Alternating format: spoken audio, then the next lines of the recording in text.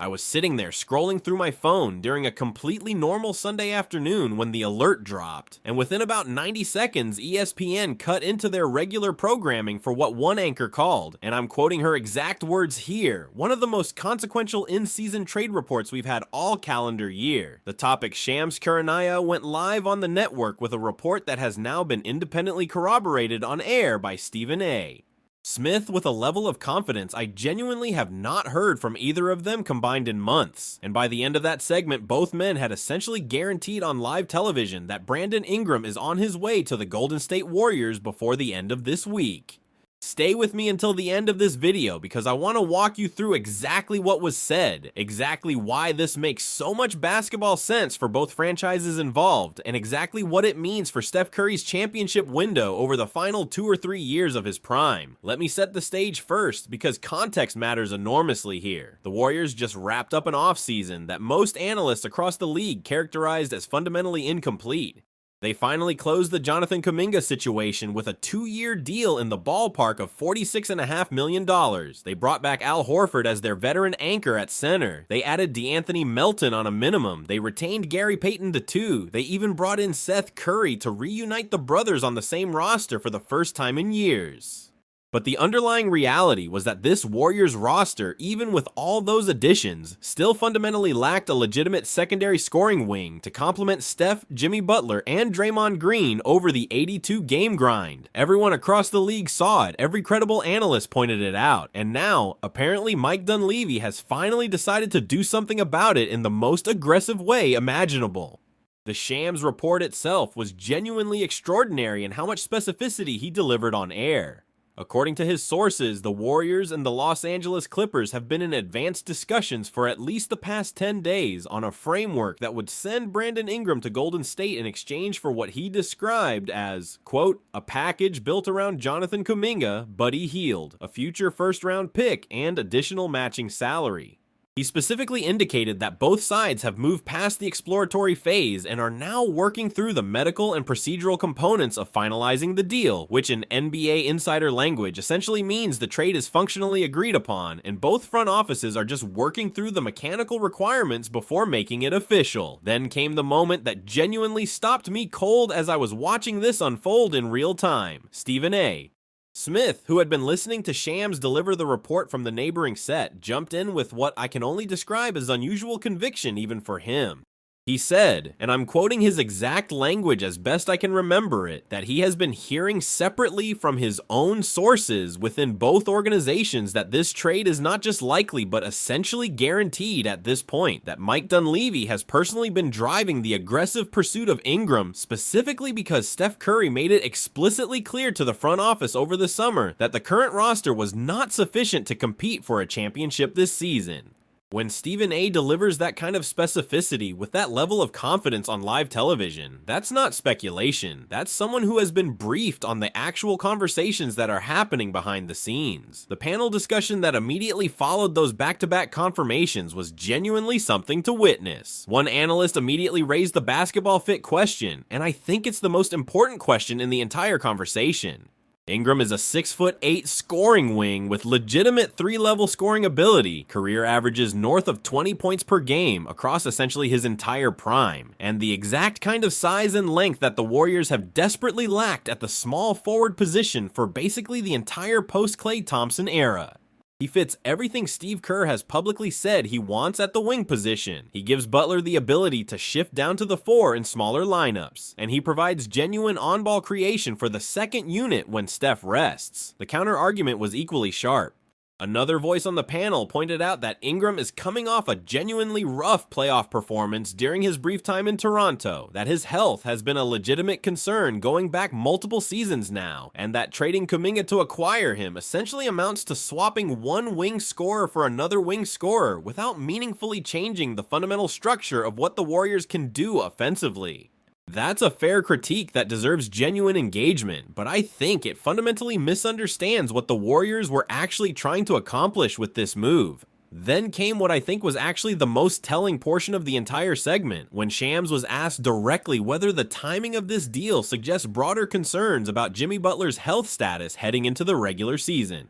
Butler, as everyone remembers, suffered a season-ending ACL tear in January of last season, and his return timeline had been reported as ahead of schedule, but still uncertain. Shams essentially confirmed, without directly stating it, that the Warriors have been operating internally under the assumption that Butler might not be at full strength for at least the first month of the regular season, and that adding a legitimate secondary scoring wing was viewed as insurance against exactly that possibility. That's genuinely enormous context for understanding why this deal is happening right now, in the middle of preseason, rather than being pushed toward the February trade deadline the way most similar deals typically unfold. The Clippers side of this trade got its own detailed breakdown that I think a lot of people are going to overlook in favor of the Warriors' angle. Los Angeles just gave up significant assets to acquire Ingram in the Kawhi Leonard trade this past summer, and now flipping him for Kuminga plus Hield plus draft capital might look on the surface like an embarrassing admission that the initial trade didn't work out. But according to Shams, the actual internal logic on the Clippers' side is significantly more sophisticated than that.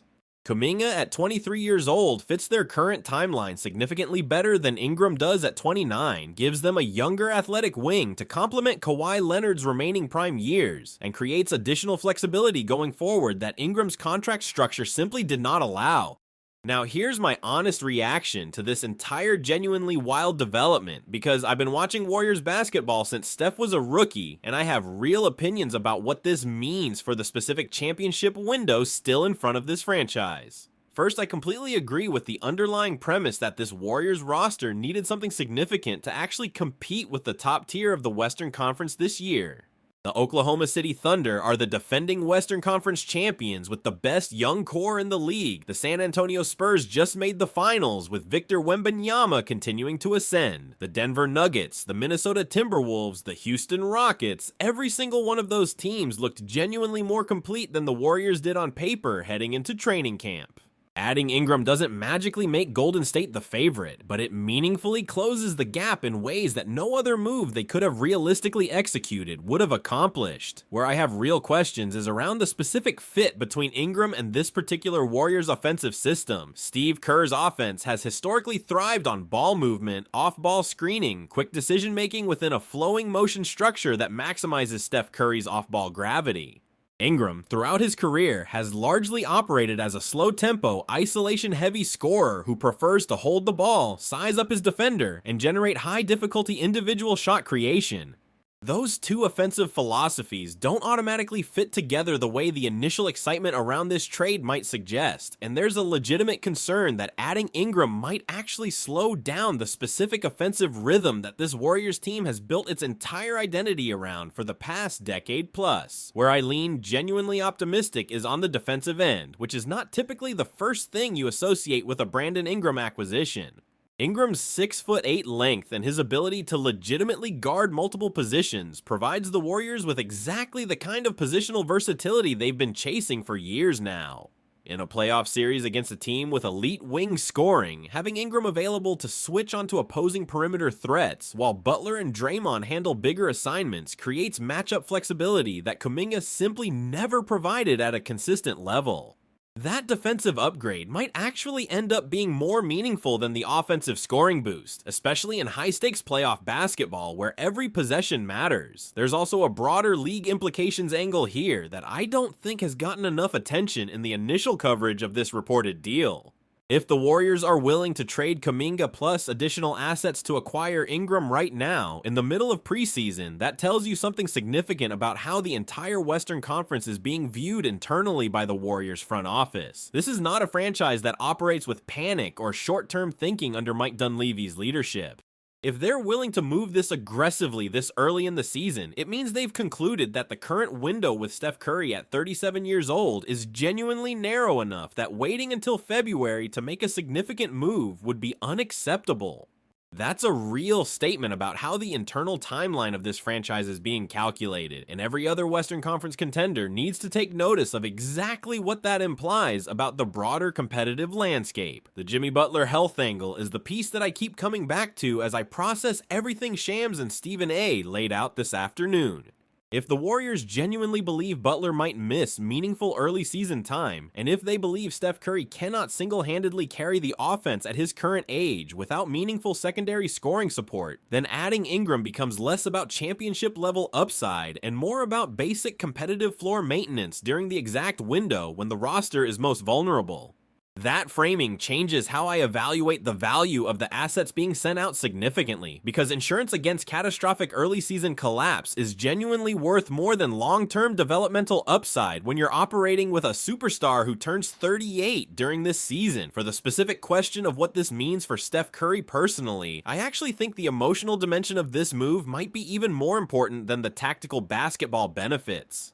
Steph has spent the past several years quietly watching other superstars around the league get significant roster support during the final years of their prime, while his own front office has consistently opted for developmental patience and long-term flexibility over aggressive win-now moves. The fact that Mike Dunleavy is finally willing to trade significant assets, including a legitimate young wing in Kuminga, to acquire the kind of scoring support Steph has clearly been asking for behind the scenes, sends a genuinely powerful institutional message about how the organization views his remaining time in a Warriors uniform. That kind of institutional loyalty tends to produce real motivational responses from superstars in ways that pure tactical analysis often misses. Where I want to add one final layer of nuance is around the timing of when this trade might actually get finalized, because Shams was very specific about indicating that both sides are working through the mechanical components of the deal, but that no official announcement is imminent within the next 24 to 48 hours. That timing gap creates a genuinely interesting window where either side could theoretically develop cold feet, additional complications could emerge through the medical evaluation process, or a third team could conceivably enter the picture with a competing offer that disrupts the current framework. Nothing is truly guaranteed in the NBA until the paperwork is signed and filed with the league office, so while both Shams and Stephen A. delivered their reports with unusually high confidence, the practical reality is that this deal still has multiple procedural hurdles to clear before it actually becomes official. That said, when you have both Shams Charania and Stephen A. Smith independently confirming the same trade framework on live national television within the same segment, using the specific language they both used this afternoon, the historical hit rate on that combination of confirmation is essentially perfect. This deal is happening. The only remaining questions are when it becomes official, whether any peripheral pieces get adjusted in the final version, and how quickly Brandon Ingram can integrate into the Warriors rotation before opening night arrives. For all of you watching this video right now, I want to hear your genuine reaction.